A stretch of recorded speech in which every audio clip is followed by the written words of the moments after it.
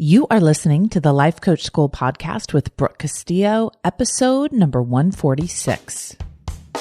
Welcome to the Life Coach School podcast, where it's all about real clients, real problems, and real coaching. And now, your host, Master Coach Instructor, Brooke Castillo. Well, hello, my friends. This is my last podcast of 2016. Can you believe it? This is also my first podcast for my self-coaching scholars in a series on resilience. And let me tell you kind of how I have designed 2017 in terms of my podcast. Every month, every 4 episodes within the month, I will be doing an episode on a theme. And so for the month of January, we're doing resilience. Now, in this case, what we're doing is I'm starting a little bit early because we are going to get to episode 150 in January. And that, my friends, is going to be an episode you don't want to miss. First of all, it's 150 episodes. Are you kidding me? It's so exciting. And it's also such a special, awesome treat. And I can't wait for you to get to that one.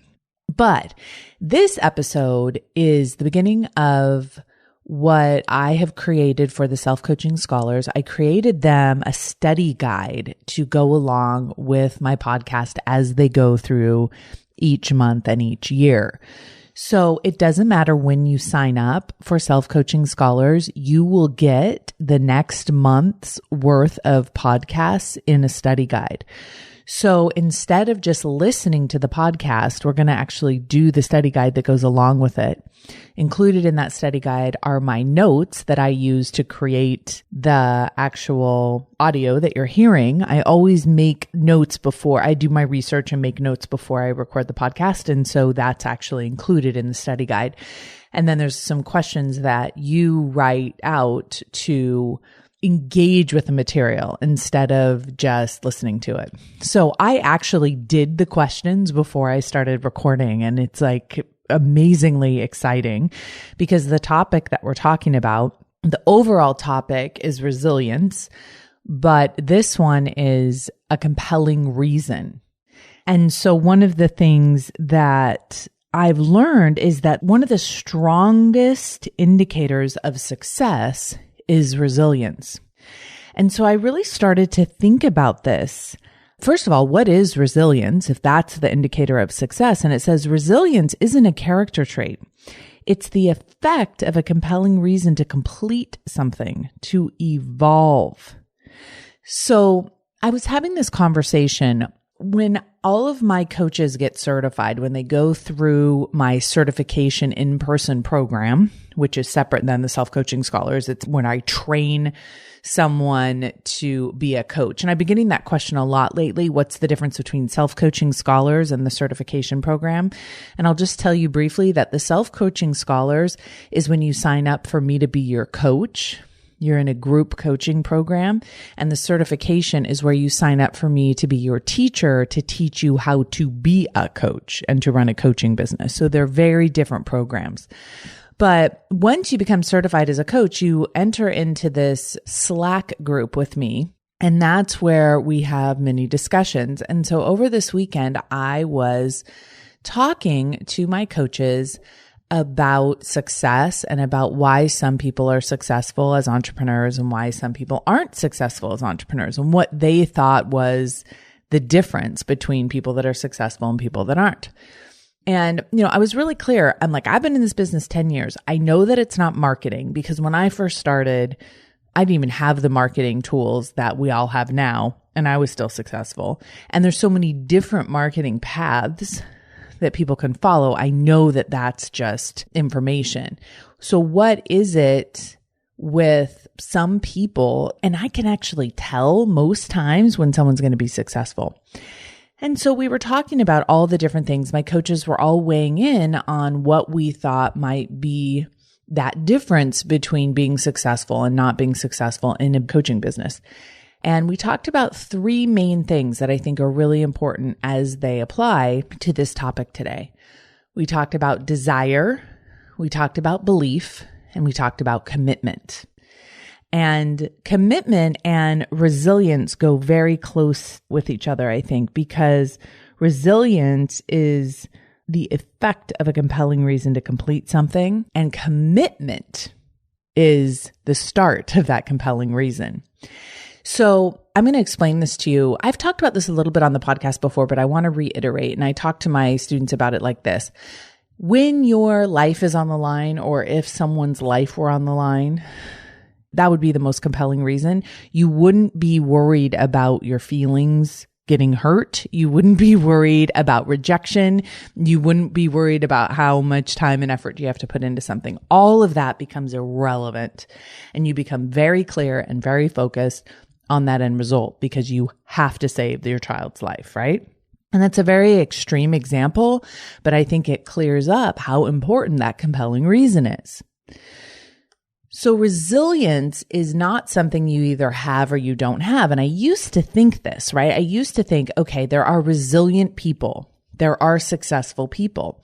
And I do think that is true, but I think we label that after they've demonstrated it in their lives. And it's not like we started out with success and then we just demonstrated it, right? We definitely started out with thoughts of success, but when we call someone a successful person, it's typically based on what they have succeeded at. So I like to think about it in terms of where is your level of commitment when you start, and that will determine your success before you've even finished. And I think that's a crazy way to look at success. When you can tell how successful you're going to be before you start something, that's when you know that you have the ability to create the results you want. So a great example of this is I have students who will tell me that they don't know whether they can lose weight or not. They don't know whether they can build a business or not. And I'll say, well, why don't you know that? What is the reason why you're doubting yourself? Well, I've never been able to do it before. So we look to our past to try to find evidence of our success. When that doesn't determine our success, what determines our success is our level of commitment. And our level of commitment will determine our resilience. And our level of commitment is determined by our compelling reason. Okay.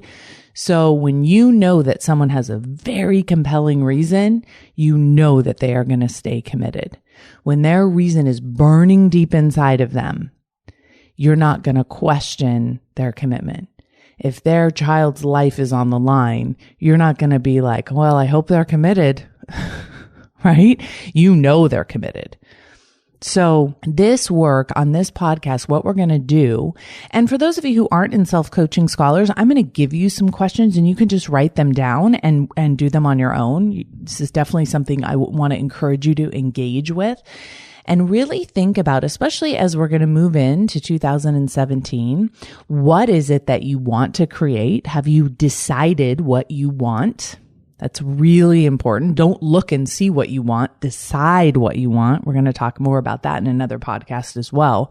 That's a really important distinction that I've been trying to teach my students lately is they'll say, well, I just notice what I want or don't want. And I'll say, no, you have to decide what you want. And I'll tell you that you have to decide that because a lot of times you're going to have competing desires and you're going to have to decide what do you want to want and what do you decide it is you want.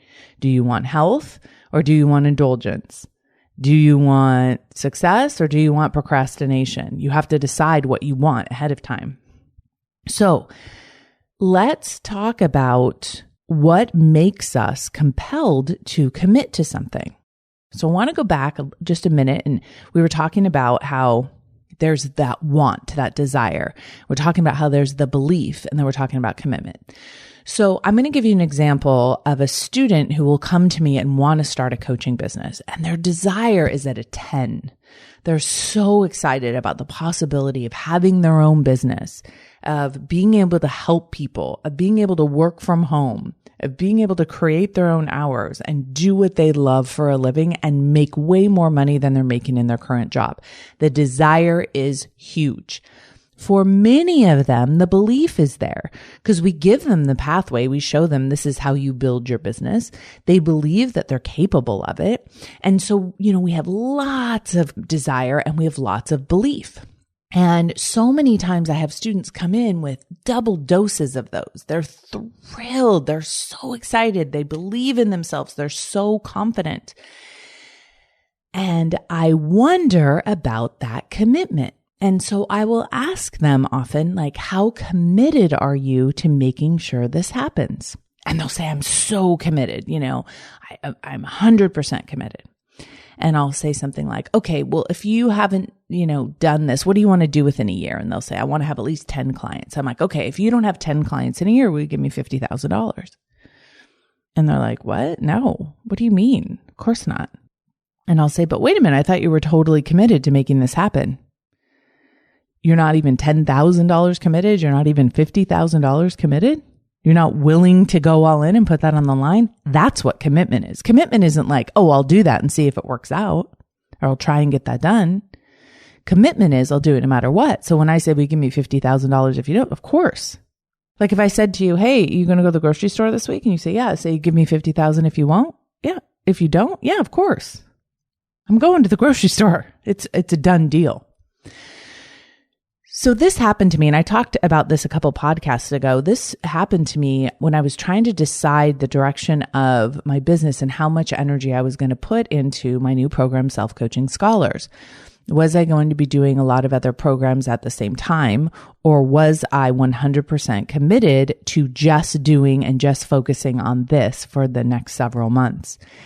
And I'll tell you, I wanted to do it. I totally believed I can do it, but I was sitting there talking to my friend and I wasn't fully committed.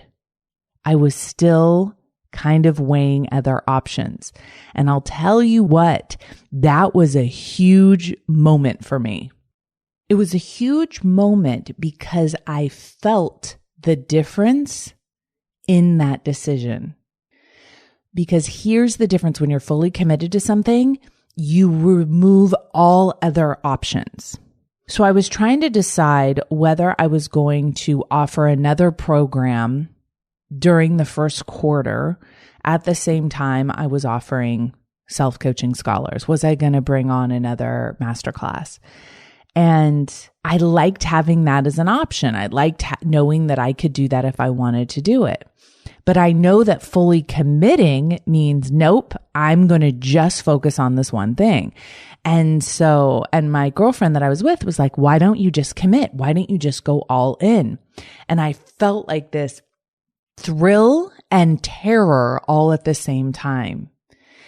And it really made me understand that difference between wanting something, believing something, and committing to it. In that moment, I was like, okay, this is the difference. I see this in my clients that are fully committed to losing weight and the ones that aren't. I see this in my clients who are fully committed to cutting back on their drinking and those that aren't. I see this in my students that are fully committed to building their coaching business and those that aren't.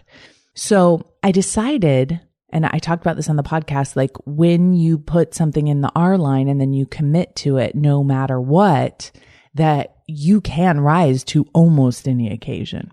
So here's what happened. So I made this commitment. Okay, I'm going to go all in. I'm totally going to commit to Self-Coaching Scholars. I have so many great ideas, so many people I want to work with, so much coaching I want to do. I'm all in. And then I met with my financial officer, and he let me know about unexpected tax bill due to a math error, and that how it was going to affect my books. Now, when I think about my finances, when I think about my cash flow and my income for my business, I'm not thinking about money that I'm going to spend. I'm thinking about the people that work for me. I'm thinking about the overhead. I'm thinking about literally the amount of money that needs to be coming into the business in order for us to pay everyone and make sure, everything's running smoothly. And so it really put me up against that commitment. And what I noticed was my mind immediately wants to go to options. Oh, but you could always do this, and you don't have to just do self-coaching scholars, and you could offer these other programs, and you could do this opportunity, and you could try that. And remember, this person called you and wants you to do that book deal, and it's this much of an advance. And there's like all these things, what about advertising on the podcast? There's people that want you to do that. And there's all these other things. And so all these other options started presenting themselves just in that one moment with my, talking to my financial guy. And I notice this happens with my clients when they're committed to eating a certain type of food, and then they go to an event or something unplanned happens. Then all of a sudden they have all these other options. Well, I could just eat this once, or I could just work out tomorrow, or I could just, I could change this other thing that I was going to eat. And all of a sudden this really clear commitment, this really strong focus has now sprayed to all these other options. And there's no precision, and there's no clean lines, and there's no discipline. And so I immediately told myself, no, this doesn't change anything. My commitment is still to my self-coaching scholars. My commitment is still to keep my focus here. Now, the truth is I could run self-coaching scholars and do 4 other programs.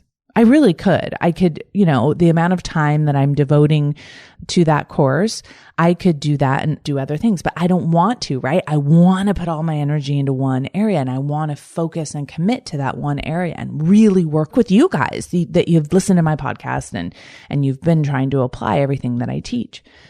And so I'm like, okay, now I know what being committed is really like. It removes any other option, no matter what, even if you're truly justified. Well, who could have anticipated this tax bill that I have to pay? I'm for sure going to do something else now. And no one, including myself, would argue, but I see that that's a symptom of my fear, a symptom of my doubt. Okay. So your commitment is the stance of knowing what you will do regardless of what happens. Knowing what you will do regardless of what happens. So I want you to think about the power in that commitment.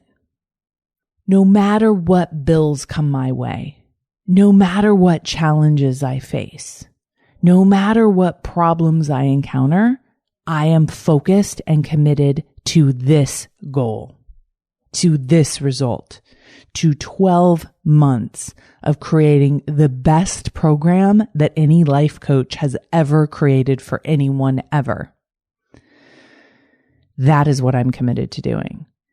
And my reason for that is what makes the commitment easy for me.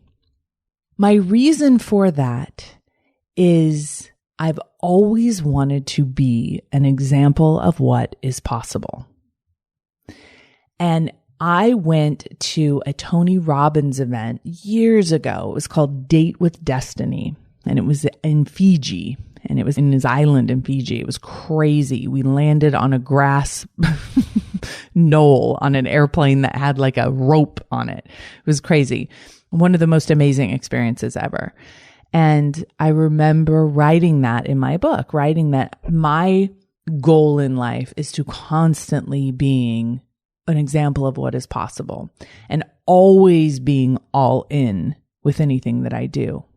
And so that is what this program is for me. It is to be an example of what is possible, to show every one of my students that goes through, that listens to my podcast, that goes through this program, is that we can really up-level our lives. We can evolve beyond where we are. I think a lot of us try to get out of suffering. We try to get out of this space of suffering just to like land and grasp onto mediocrity. As long as we're not suffering, like I'm not going to rock the boat. I'm just going to hold on to comfort.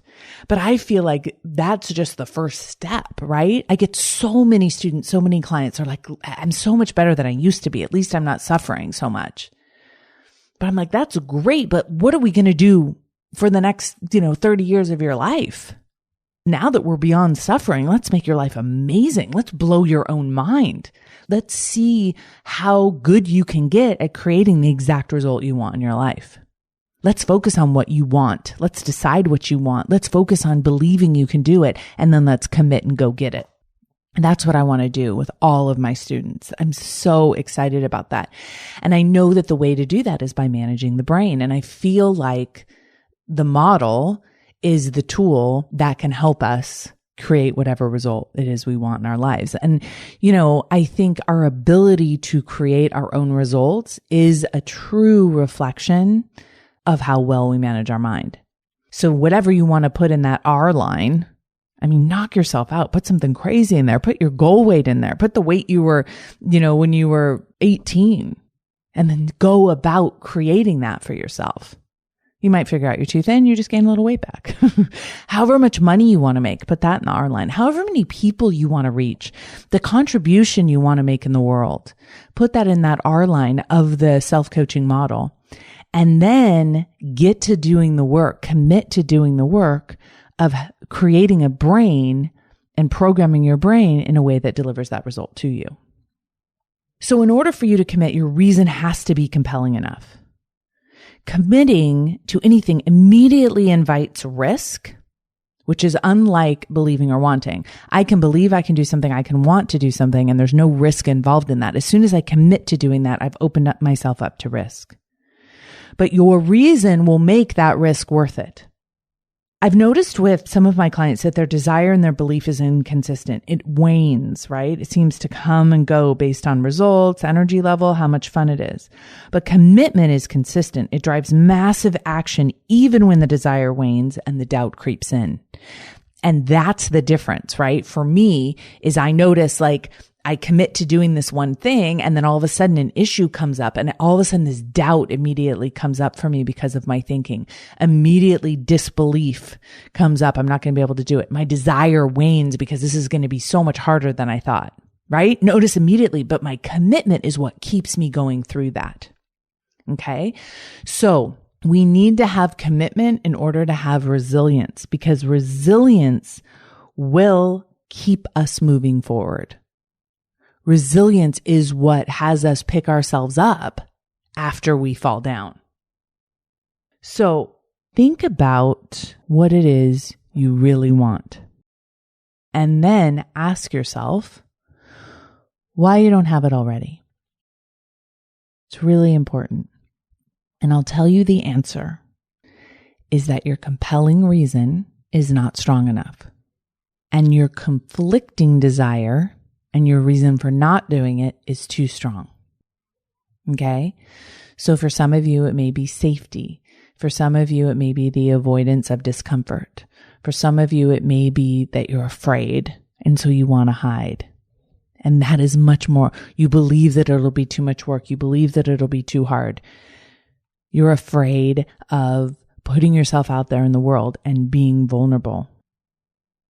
When you pick something specific to do, you have to recognize why you don't have that already, because that is going to be distracting. Your current pattern of thinking will be distracting. Remember, your brain has to decide what information to filter out. It has to decide what's important to pay attention to. The only thing my brain needs to pay attention to is everything it needs to do to make Self-Coaching Scholars the best program any life coach has ever made. That is my only focus right now. My brain wants to tell me, how much work it's going to be. My brain wants to tell me how hard it's going to be. My brain wants to tell me that I don't need to do that I can just relax, all of those things. None of that is relevant to my brain because I've told my brain what I'm committed to. Okay. It removes all the options. Options present themselves. They are not relevant to me because I have a commitment. Okay. And my job is to stay committed. And my resilience is about recovering from those difficulties that I will inevitably face as I move towards that commitment. But remember, my commitment is what drives my resilience, and my compelling reason is what drives my commitment. So if I don't have a good why, if I don't have a good reason for doing what I'm doing, then I'm going to be in trouble. So a lot of times people will say to me, I don't think my compelling reason is good enough. And I'll say, then don't do it. And they'll want me to come up with their compelling reason for them. I'm like, I can't do that. You have to dig deep and figure out what it is. You have to find out what is really important to you. And you have to make sure that it's compelling to you. Like a lot of my clients feel like, oh, I want to lose weight. I need to have a reason that's bigger than I just want to fit into my clothes. And I say, no, it doesn't have to be an ethical, amazing, impressive reason. It just has to be compelling to you. So if you're very compelled by fitting into your clothes and that really excites you and really matters to you and you're willing to commit to that, then that is a good enough reason. It doesn't have to be some noble reason. It doesn't have to be some morally, astounding, wonderful reason. It just has to be a compelling reason for you. We need to make sure once we commit to that compelling reason, once we commit to what it is we want to accomplish, we don't use our setbacks as evidence that it won't happen.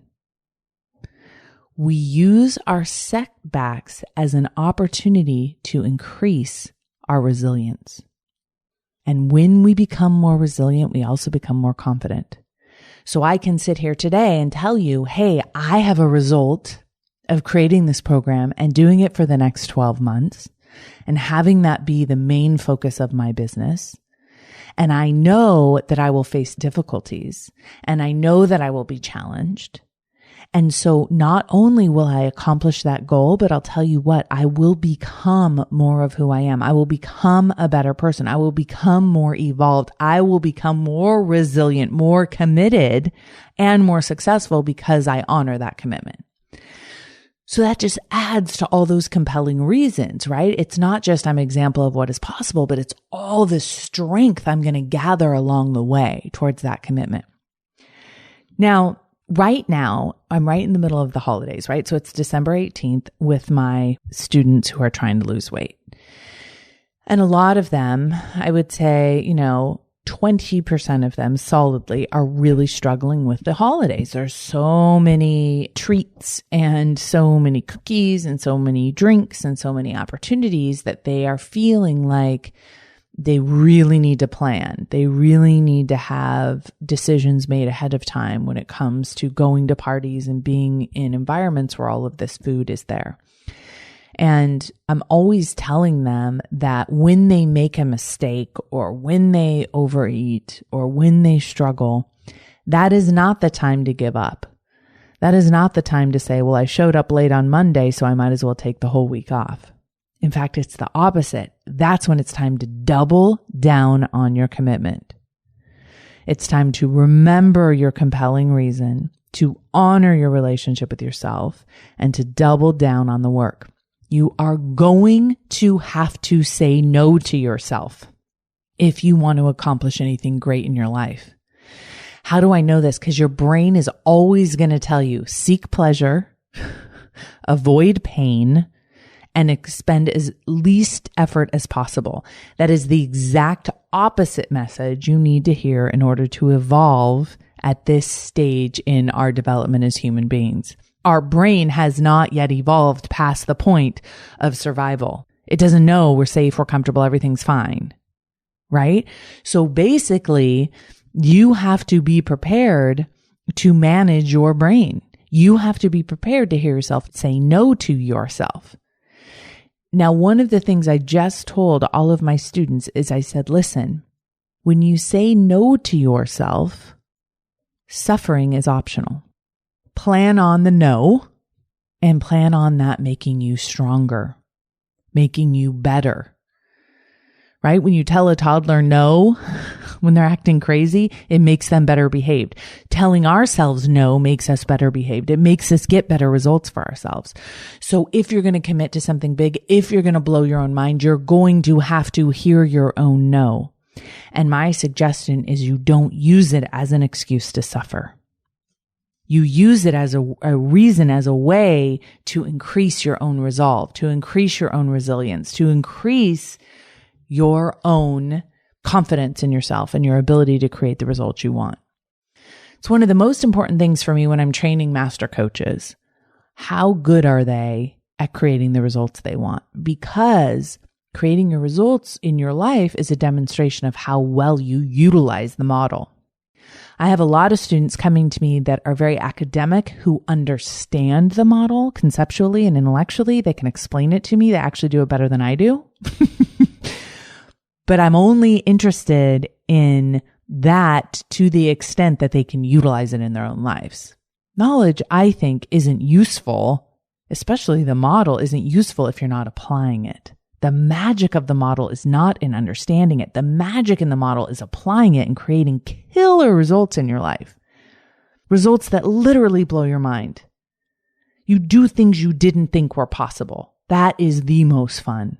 You do things for other people. You create things. You make a contribution. You help other people. And you blow your own mind in the process. And I love that term, blowing your own mind, because that is the work I think that we are being asked to do.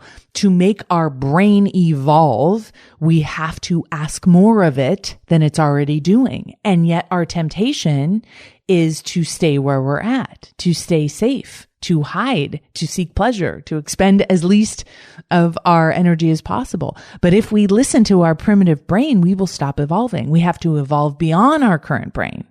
And that's what a commitment can do. That's what a compelling reason can do. That's what telling yourself no can do. So here's how to do it. Number one, you have to refuse confusion. Refuse it. It's always a lie. Okay. And that's where most of you are going to start. I don't know how. You won't commit because you don't know how. That's the worst reason not to commit. I was just talking to one of my other coaches about this, and we were saying a lot of people don't commit because they need to see the math first. They need to understand exactly how they're going to do something. And I was telling her, I'm like, but a lot of people commit to a marriage. They commit to having a great relationship. They don't know exactly how that's going to look, but they're willing to commit to it. And so I think that's where we need to be able to commit to the result and then make as many mistakes as we need to make to learn how to do it to get the result we want. We don't have to already know exactly how to do it. We're just committing to figuring it out. We're committing to getting it and taking any steps we need to. So number one is refuse confusion. Number two is make a decision to commit. Committing is a choice, and you have to put a line in the sand and make a decision. I'm going to commit to this no matter what. I'm not going to give up. Write your commitment down and your compelling why. What is your compelling why? That will drive your commitment. Rewrite it and change it until it's compelling enough. Make it better. And if you're in Self-Coaching Scholars, in the workbook, in the resilience workbook, I take you through these steps and I ask you these prompting questions. So you'll be able to keep developing your answer as you go. Document all the reasons you don't have it yet. What is the competing desire and why do you want the competing desire? So example, if you're trying to lose weight, your competing desire is overindulging in food. Why do you want to do that? And what would make your desire so strong that you wouldn't even consider overeating? Keep working until you can change the desire and the motivation in your mind first. Commitment means a willingness to be uncomfortable, and it's not negotiable. You have to be willing to tell yourself no and be uncomfortable. You will have a feeling of certainty. You aren't pretending there aren't obstacles. You're just certain you can handle them. And the last step is you don't give up. You take massive action until the result is achieved, no matter how much failure that requires. That's what makes my commitment so strong, is I know that I can create that result. I don't know how much I'm going to have to fail first. But it doesn't matter because I'm going to fail as many times as I need to fail in order to get the result I want. I won't use failure as an excuse not to get my result. I'll use failure as a way to build up my resilience, build up my commitment, and build up my confidence. And that's what I'm asking of you. Okay, that is the whole work that I am requiring you to do on your compelling reason and your commitment. So make sure you don't just listen to this. You might want to listen to it one more time, but do the questions, do the workbook. If you're in my self-coaching scholars class, open up to page 8 and sit down. I just did this. It took me about 15, 20 minutes. Sit down, go through each of the questions, write. And then one of the things you might want to do is the next day, look again and see what's there. All right. And revisit it. Now, the next 3 podcasts, we're going to build on resilience. Okay. This was the first in 4 sections. So this one, we're talking about your compelling reason. In the next one, we're going to talk about quitting and how that slows us down. I know that sounds funny, but truly, a lot of us, we feel like something's not happening fast enough, and so we quit. And I love the quote, it says, quitting doesn't make it happen any faster. We're going to talk about mind over matter. So how you have to create the results in your mind before you produce them as matter in the world. And then in the last one, we're going to talk about how all of this work produces so much confidence and how confidence begets even more success and helps us to make even more commitments, right, to the other results that we want to create in our life. So that is the series coming up. And then remember, we're going to do episode 150, which is, I promise you, is going to be an amazing treat. You guys are going to love it. I can't wait to share it with you. So get busy on doing this work. This compelling reason work for anything you want to create in your life will take you out of any stagnation, will take you out of any gripping to mediocrity in order to avoid suffering. Many of you are so afraid of the suffering you've experienced in your past that you literally don't want to move forward because you're afraid you're going to suffer again. And I promise you that by doing this work of pushing yourself towards the next version of yourself, you will get further and further and further away from the suffering you're so afraid of doing. So I cannot wait to talk to you all in the next session, which is on quitting and how it slows you down. But it will also be our first week of January. And one of the things that I am really excited about offering on the podcast in 2017 is a feature that I'm adding at the end of every podcast that will feature one of my coaches teaching you a tool that they use in their practice. So I will teach my entire podcast. You will even hear my outro, and then it'll go in to one of my coaches who has submitted to me a supplemental podcast that you can then listen to and get even more great information from the people that I have taught who have created their own amazing versions of these tools as they've learned the foundation from me and then broadened it into their own lives. Many of you will love the work they're doing and you'll want to work with them and you'll want to learn more and read their blogs and get their content. So I'm really thrilled to start offering that next year. And the very first one is coming up in the very next session. Happy New Year, everyone. And I look forward to working with you next week. Take care. Bye-bye.